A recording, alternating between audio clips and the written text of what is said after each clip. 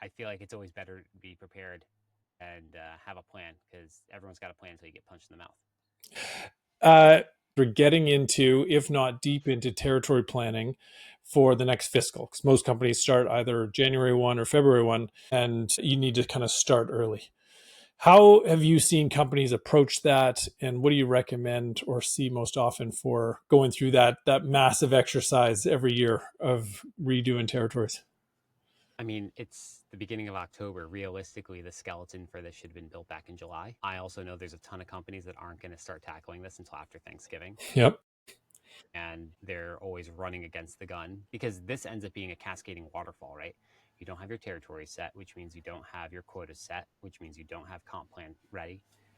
So now you're already starting next fiscal year behind the ball, because if you're Jan 1, you're probably not presenting the plan until mid-Feb, which means the plan doesn't go into effect until like a couple weeks after that.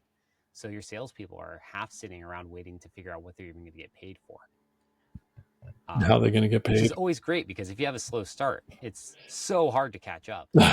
So I don't know, if we could just all, as like leaders, get our heads out of our butts and make sure that these things are ready on time. But everyone's dealing with the same thing from last year, so they're all dealing with the pressure now to make Q4 happen. And I would say start as early as you can and take the time, like put sacred time on the calendars across the go-to-market team and across ops to be working on this today. And the way I've done it in the past is I would create 7 or 8 different scenarios. What's the most likely? What's the one that we're being asked to actually hit on? And I would plan for us to overachieve and underachieve. So what does that look like? What does that mean from a resourcing perspective? What does that mean from a headcount perspective? How does that affect my marketing budget, my events budget? How does that affect the way that we talk about new product launches and features? All of that has to come together. Yeah, absolutely. And a lot of it will come top down on like what's the growth expectation next year, and then everything kind of trickles down from there. Did But is you? that growth expectation even realistic? Yeah, absolutely. Well, I liked how you said you do a few versions. What's most likely versus what's expected. Did you say you do 7 or 8 different versions? Yeah. Wow. Okay. So not two A or lot of a three. lot of a lot of regression analysis. Okay. And so where do those So 7 or 8 come from? There's the upside and the downside, but how do you get to the 8 there? So in between, I'm also looking at what happens if we've done better training, or if we hold win rates at existing levels. What happens if win rate drops off by anywhere from like 3 to 10%? I feel like 2023 really taught us that.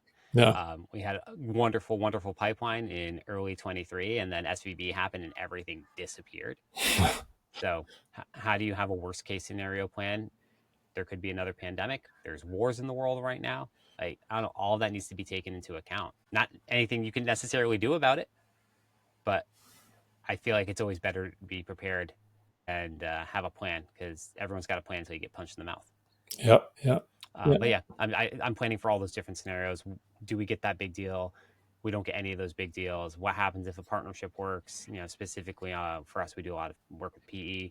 If that takes off, great. What happens if that doesn't? So I want to have all my ducks in a row and be able to say, no matter what happens, there is a plan forward. Nice. Yeah, I like that. So then how do you then take that next step? So you have the plan, or roughly the plan, and lots of different options. Where do you start in terms of that territory analysis and balancing and assignment? Yeah, I mean, I was having this conversation with a company yesterday where they're growing great, doubling year over year. They just hired a handful more sales folks, and they're looking to potentially double that again next year. And by next year, I mean by April, right? Wow. So how do we think about taking their current set of territories, right? They're at 3 territories right now. They've gone from like 2 to 4 million this past year, Nice. which in this market's not easy. So having great success, they're also trying to stand up a channel motion. How do we think about carving up their known world? Mhm. Because right now they're only working in one specific vertical, but they also know there's wide application for their particular service or product, I should say, in 7 other verticals. That the buying cycle is the same, the people that they're selling to is the same, just again, different vertical. So the conversation we were having was like, how do you think about that? Well, if we're going to be at 10 next year, let's build 10 territories, merge them into 5 for now. 5 fully ramped reps as of January 1. And then next year, as you hire folks on, you break it off because you already have the territories created. It's already segmented it out. Once we understand that, we put in a very clear rules of engagement for the team to say anything that you've worked or created as of this date with this amount of activity, da da da da da. Now you've given them a very straightforward way of understanding how to move forward. Yeah, nice. And those territories built via size of prize. Via which, sorry? Via size of prize.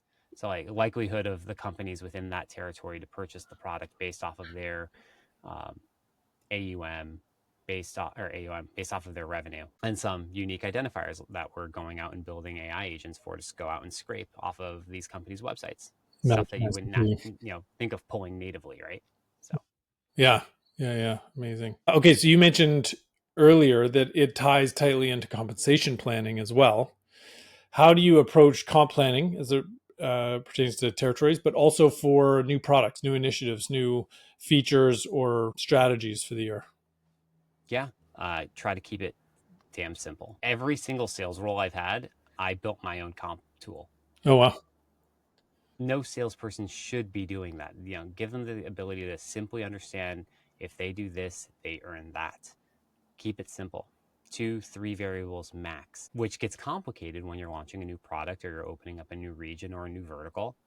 Spiff it, right? With the understanding that this is something that's new. No one knows if it's going to work. We have a good thesis that it should. Otherwise, the company wouldn't have spent the resources to go after it. But we can't expect somebody to go out and execute against something that we have no understanding of whether it's going to be successful or not, and if it's going to be replicable. When you've got someone selling a new product, the idea is just to understand positioning, messaging, and to make sure that we can get first apples, those bites. After that, you got to figure it out. Nice. And so for a spiff versus their standard commission percentage kind of thing, add an additional spiff on top if it's for a new product or a new region or something.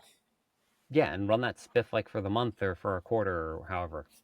And Yeah, once you've got enough data to say this is what our hypothesis was, this is what's proven out, do we test again or do we roll that into a quarterly update to the comp plan? nice. Yeah. Okay, so that's great. Traditional geography segment, industry based territories. Right now, there's a lot of kind of community sourced deals and engagement. How do you recommend putting in a reporting framework for that or demonstrating where that's coming from and value and whatnot? So at Carabiner, community led was our number one. Community led and word of mouth. I think we're still the only case study on Pavilion's website. Wow. Um, we sourced high 7, low 8 figures at a Pavilion over a 2-year period, Wow. all by showing up consistently, being kind, leading with value, not asking for anything in return, making sure that the community was getting value, right? Um, the way that we would track that is we would either it would be incumbent on the salesperson or it would to either track it at the time that they were creating the opportunity, or once we got into the deal cycle, we would ask, hey, where'd you hear about us? And yeah, self-reported, it's not always great, but it's better than nothing, especially when you're talking about dark social where you don't have the ability to actually pull any data. Sure. Yeah. But that's how we did it. In year one, I want to say 54% of our deals came from word of mouth or community. Year two, it was 93, 94%, 92%, something like that. Wow. Year three, it was like 88%. Wow. So, And how did you scale that? How do you replicate it versus just the one or two folks that are going to all the events for that community? Were you able to kind of discern how to grow? yeah, have everyone show up in the same places consistently, right? It's about relationships at scale. It's not about an LTV across a specific customer. It's about an LTV across a specific contact and tracking that relationship. Again, the multi-account to contact mapping really comes in value here. Nice. And so as that person leaves and goes to different companies, or because they're helping and they're working and they're consulting to multiple companies at a time? So the former, that person going from company to company to company, but also that person acting as a referral agent, right? If you're doing good work and they talk to their friends about you and they share the times that they're doing that, that has an incredible amount of value. Yeah. Yeah. Yeah, amazing. Oh, I love that. Okay, so tactics there, making sure that you're tracking contacts to multiple accounts, making sure that you're showing up at the communities consistently and helping without asking for anything in return and have it pay off over time. Yeah. And with that showing up, it's showing up both in person and virtually.